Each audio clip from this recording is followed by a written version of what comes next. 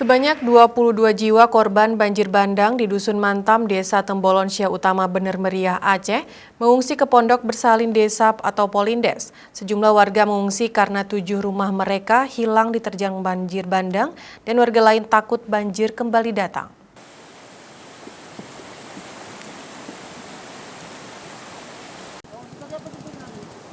Sebanyak 22 warga dari 9 kepala keluarga terpaksa mengungsi ke posko pengungsian yang dibuat di Pondok Bersalin di Desa Tembolon Syah Utama, Bener Meriah.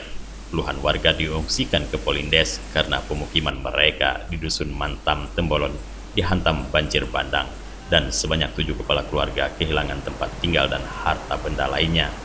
Sedangkan beberapa kepala keluarga lainnya tidak berani menempati rumah mereka karena takut banjir kembali terulang lagi apabila hujan dengan intensitas tinggi datang kembali.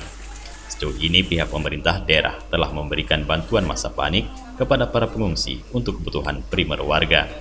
Salah seorang warga bernama Irianto Sitepu menyampaikan saat kejadian banjir bandang, dirinya dan warga lainnya selamat karena mendengar gemuruh air dan bebatuan sehingga mereka sempat berlari ke rumah tetangga. Namun tidak ada barang yang dapat diselamatkan dari rumah mereka, termasuk baju. Ini Pak, waktu saya tidur lelap, datang adik itu jam 1, kurang lebih dekat 15. Itu dibangunnya adik sama menantu saya, itulah saya mengungsi ke tempat adik. Nah itu kira-kira setengah jam, itulah kejadian ini Pak, sekitar jam 2 Pak. Nah itulah, karena gemuruh dari datang suara kuat, itulah kami lari ke kaki bukit yang itu. Bukit itu Pak, langsung kami lari ke jemuran jagung Pak.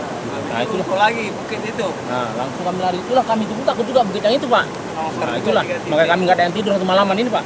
Nah itulah. Pak, akibat kejadian ini Bapak sendiri mengalami kerugian apa saja nih? Jagung Pak, tanaman jagung, ternak ayam, sama rumah Pak. Cuma pakaian lah, ini pakaian ini tuh yang bawa. Dari Bener Meriah, Tim Liputan Aceh TV melaporkan.